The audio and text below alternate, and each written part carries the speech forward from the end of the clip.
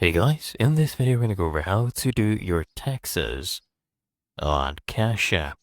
So first you just need to go to Cash App Taxes on your browser, okay? And they'll prompt you to download Cash App to create an account if you don't have one already. But if you have an account, that's perfectly fine. You can just go down login, okay?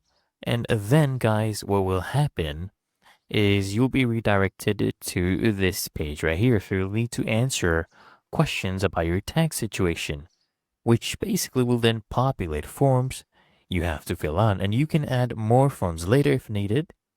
Okay, the only tax form that Cash App Taxes lets you upload or snap a picture of is a W-2 according to my tests. But before you can do that, you'll have to manually enter your employer identification number.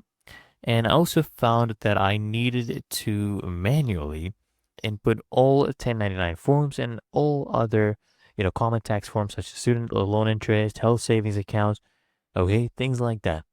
Now, what actually happens, guys, is, you can go ahead and go through the tax filing process. Cash App will basically make it clear to you that if you have a rare tax situation, it doesn't support, for example, living in multiple states in a year or having a foreign bank account, that is not supported by this service.